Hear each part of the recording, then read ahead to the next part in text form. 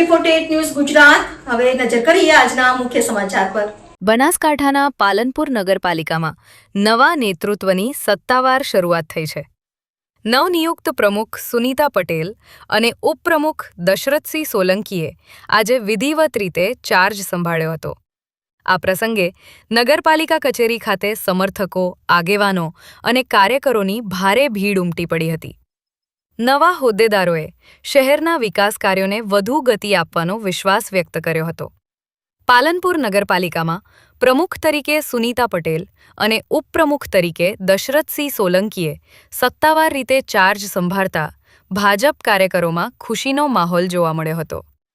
નગરપાલિકા કચેરી ખાતે યોજાયેલા કાર્યક્રમ દરમિયાન આગેવાનો અને કાર્યકરોએ બંને નેતાઓને શુભેચ્છાઓ પાઠવી હતી।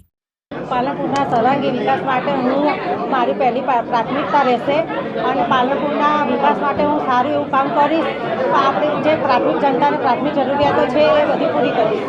પાલનપુરમાં રોડ રસ્તાની જે સમસ્યાઓ છે, હવે આપણે આજે ચાર્જ સંભાળો છે, એના ઉપર કેવા પ્રકારની કામગીરી કરશું? જે કામગીરી રસ્તાઓની બાકી છે, પાણીની જે ઓછું પડે છે બાકી છે, એ બધું કામ હવે હું તત્પર લઈશ। કહેશો આજે ચાર્જ સંભાળવાની કેવી ખુશી છે? બહુ સારું લાગે છે કે આજે પ્રમુખની ખુરશી પર બેસવાનો મને મોકો મળ્યો છે। એ માટે હું ભારતીય જનતા પાર્ટીનો અને જિલ્લા સંગઠન, શહેર સંગઠન અને અનિકેતભાઈ ધારાસભ્યનો હું ખૂબ ખૂબ આભાર માનું છું કે મને આજે આ મોકો આપ્યો છે। એ મારા માટે બહુ જવાબદારીની સફળતા છે। AB48 ન્યૂઝ ગુજરાત સાથે જીતુ સોલંકી, બનાસકાંઠા।